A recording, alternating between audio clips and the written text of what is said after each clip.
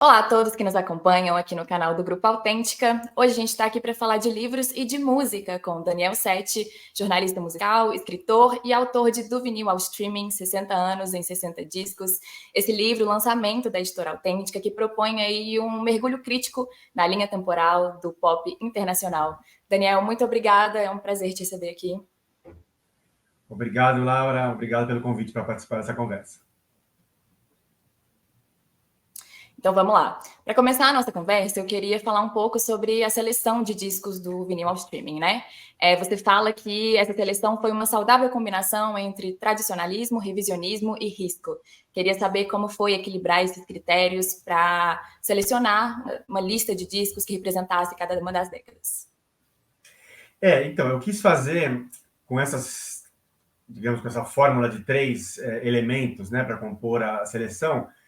Era uma forma de contar a história musical dessas décadas sem ser muito previsível, sabe? Eu queria, como existem muitas listas por aí, eu achei que não valia fazer uma lista que todo mundo já soubesse quais seriam os álbuns, né?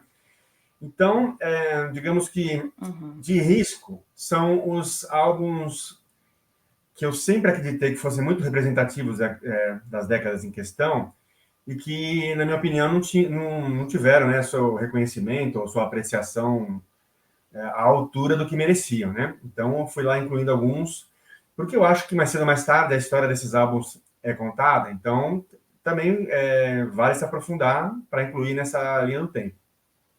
Aí, o que eu chamo de revisionismo seria, muitas vezes, reconsiderar, né, dar um novo olhar para álbuns que também passaram, às vezes, um pouco... ou seja, que não estiveram no centro das atenções da crítica, né, ou até mesmo do público. E nesse pacote vão alguns álbuns de artistas muito conhecidos, muito apreciados, que às vezes tem outros álbuns que são mais falados do que esses que eu escolhi, né? Então, que eu acho que também funciona. E aí o tradicionalismo, para compor a fórmula, é que realmente alguns clássicos não dava para escapar, né? Eu não poderia fazer uma relação de álbuns dos anos 80 sem falar, por exemplo, do Thriller do Michael Jackson, né? Porque além de ser o disco mais vendido de todos os tempos, é um álbum muito bom, que quebra muitas barreiras, que vai para muitas direções. Então, esse é um exemplo de tradicionalismo, né, dizendo assim, que eu também levei em consideração para montar as minhas listas das décadas. Beleza. E muitas das obras que você analisou no livro, como você disse, foram ofuscadas pela história, né? Você pode compartilhar um exemplo particularmente marcante de uma obra que se destacou para você durante a pesquisa? Olha, eu incluí algumas que, para usar uma gíria futebolística, né, zebras, né, são nomes não muito esperados, e eu acho que tá tendo uma resposta legal. As pessoas têm comentado comigo que se surpreenderam, mas de uma forma, em geral, positiva, assim, né, com a escolha desses álbuns. Eu acho que um exemplo, por exemplo, acho que cada década tem um exemplo, assim. Nos anos 60, por exemplo, eu lembrei de um álbum da Tina Turner, quando ela era uma dupla, né, com o ex-marido dela, Ike and Tina Turner, que não costuma, acho que eu não vi nenhuma lista por aí, sabe? E eu acho que é uma forma incrível de trazer a Tina para a história, né? Contar a história dos anos 60 passando pela Tina Turner, que é uma figura gigantesca e que tem toda uma história de sofrimento por trás também, o que eu aproveito para incluir na história do álbum, né? Infelizmente, sofrimento relacionado ao que era o parceiro dela, né? O Ike. Ou, por exemplo, na década de 70, tem os Staple Singers, que era um grupo muito interessante, porque ele vem da gospel music, né? Era uma família de gente que cantava música gospel, e que, quando foi para esse lado mais pop, além de não de não romper com essa característica gospel, eles tinham essa pegada nas letras, ele já tinha uma carreira longa, né? Enfim, é uma família que depois de, sei lá, 10 ou mais anos de trajetória faz sucesso, sabe assim? Cantava em igrejas, em congregações, e de repente estava fazendo sucesso. Eu achei importante trazer isso para essa história, até porque eles foram muito influentes, né? Muita gente, assim, você pega a música da Madonna nos anos 80, que tem citação aos Staple Singers. Então, acho que vale trazer também essas figuras menos conhecidas do grande público para essa história. Com certeza. E você é aí um ávido colecionador de vinis, né? E você fala no livro Sim. também sobre a revanche do vinis, como esse mercado de LPs tem se reaquecido mais uma vez. Queria que você contasse um pouco sobre como você vê essa tendência afetando também a forma como as pessoas consomem, experimentam música pop, se isso diz um pouco de uma mudança na forma de encarar a experiência de escutar um álbum. Se eu fosse falar só pela minha experiência, né, o meu enfoque totalmente pessoal, eu sou um defensor mesmo dessa experiência, né? Não só da apreciação de um álbum, independente do formato que for, eu sou defensor de ouvir em vinil, porque eu acho que o som é legal, eu gosto da experiência tátil, né? De pegar a capa, ver o encarte, apreciar as fotos em tamanho maior. Enfim, é uma maneira que eu sempre considerei, para mim, né? Pessoalmente falando, me aproxima do artista. É uma coisa meio difícil de explicar, mas eu me sinto mais próximo se eu tenho aquele objeto em mãos, né? Mas sei que para muita gente não é inviável, ou enfim.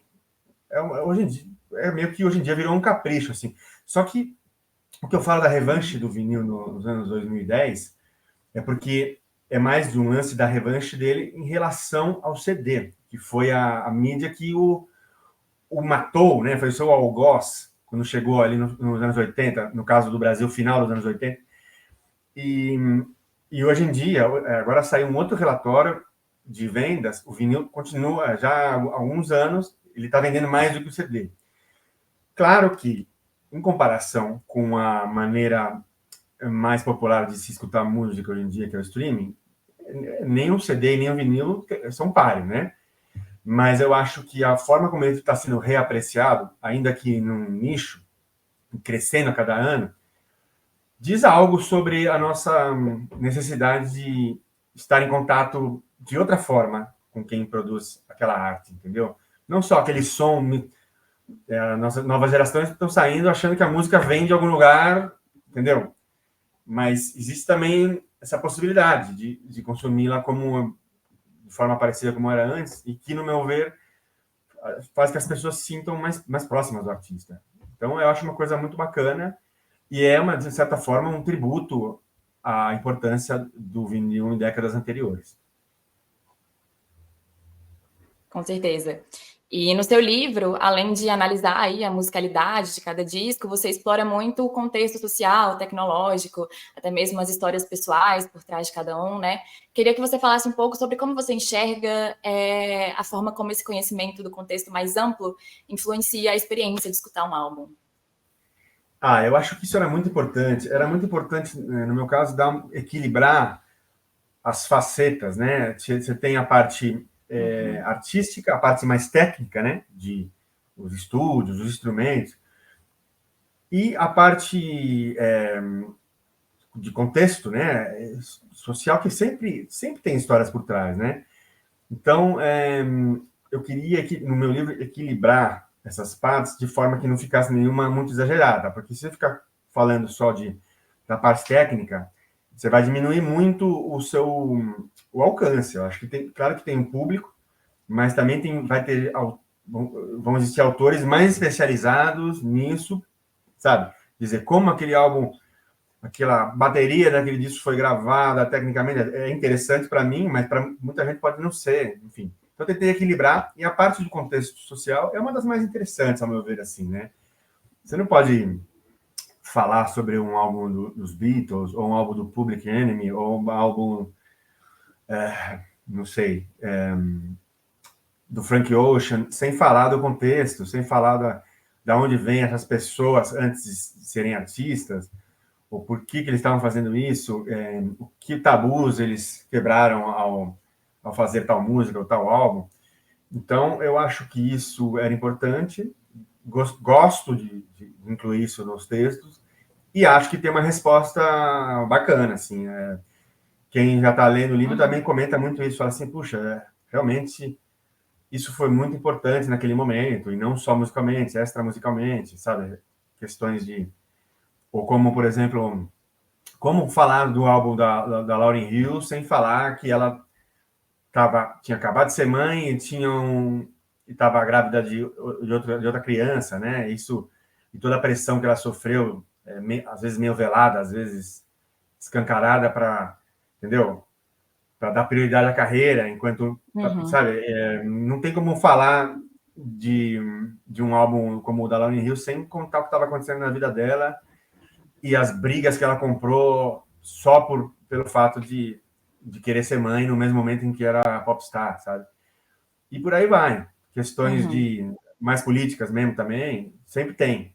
E também se ficar falando só disso, desvirtua um pouco. Então, acho que é um balanço. Sim. E são aí 60 discos para serem conhecidos, né? Muitos que não estão muito no nosso foco. Como você recomenda que seja feita essa leitura? Simultaneamente a escuta dos discos, primeiro a leitura, depois a escuta, primeiro a escuta, depois a leitura? Olha, a Autêntica veio com uma proposta muito legal que está funcionando muito bem, que é playlists com amostras dos álbuns. Então, cada começo de Uhum. década, aproveitando que no começo de cada década tem uma introdução histórica, ali tem os dois códigos QR para ouvir ali. Você pode ouvir no Spotify ou no Deezer. Não estão os álbuns inteiros, mas tem duas músicas de cada álbum nas listas, para você ter uma ideia. E, claro, muita gente está pegando e vai ouvir o álbum inteiro enquanto é mais ou menos coincidindo com a duração do texto. Então, funciona muito bem fazer isso, né? Acompanhando com a audição, aproveitando que estamos na era do streaming, é muito fácil localizar a música que queremos Uhum. escutar. Enfim, essa é uma maravilha da era do streaming. Mas muita gente está lendo, começando pelos álbuns que lhes despertam mais interesse. Isso é óbvio e recomendo que quem quiser que faça assim também, porque é uma forma de também entrar em contato com o meu estilo, né, para saber mais ou menos como eu abordo cada álbum, e depois vai passando por outros. Agora também ouvi relatos de gente que começou na ordem cronológica, né, como está editada, e que também está funcionando muito bem. Então, dessas duas formas eu recomendo, assim. Enfim, eu acho que as duas Ótimo. funcionam. Beleza. E para terminar, então, a nossa conversa, Daniel, tendo em vista toda essa linha do tempo que você construiu, você acha que a gente pode afirmar que a música pop não só refletiu as transformações culturais, mas também impulsionou elas? Se você puder compartilhar alguns exemplos de como a música pop teve aí esse impacto significativo nas mudanças culturais ao longo das décadas? Eu acho que sim. Eu acho que é uma conversa, né? Tem muito, na maior parte do tempo, a música reflete, né, o que somos, né, como estamos vivendo, o que estamos fazendo, quais são as tendências políticas e, sei lá, ideológicas, tudo reflete, mas em muitos casos ela também influencia, né, um caminho oposto. Assim, a música tem um artista que eu sou muito fã e que eu incluí o álbum dele no livro, que é o Curtis Mayfield, né? O álbum dele de 1972, o Superfly, está incluído no meu livro. Nesse caso, é um dos meus álbuns favoritos mesmo, porque não necessariamente todos os álbuns do livro são os meus favoritos. Uhum. E eu conto isso no texto, que ele era engajado nos direitos civis, né, da população afro-americana, desde, sei lá, uma década antes de chegar nesse álbum, né? Então, quando ele chegou nesse álbum, ele já estava com um outro enfoque para o mesmo assunto. Nesse caso, ele foi falar da vida nos bairros pobres, a questão de tráfico de drogas e pessoas morrendo. E, claro, ele e outros artistas da época dele foram influentes, não só musicalmente, como também conceitualmente, sabe? Por estarem falando de coisas muito Uhum. importantes e que muita gente estava vivendo, né? Então, esse é um exemplo. Um outro exemplo seria o Public Enemy, que eu citei anteriormente, né? A banda de hip hop ali do final dos 80, que trouxe toda a questão de crítica social e de luta antirracista de uma forma bem combativa, assim, e que é uma referência, hoje em dia, muito mais ampla do que a sua própria música foi, assim, né? Eles constituem uma referência cultural, assim, de pensamento político também, né? Então tem esse tipo de caso. Ou os Beatles nos anos 60, né? Toda a questão das barreiras culturais que eles foram rompendo, né? A juventude ali estava passando... É muito diferente a juventude do começo dos anos 60 e a juventude do final dos anos 60. E uma das boas influências disso foi o trabalho dos Beatles, né? Tanto estético, quanto conceitual, quanto puramente musical. Então, acho que tem vários desses casos na história da música e alguns deles no meu livro. Maravilha, Daniel.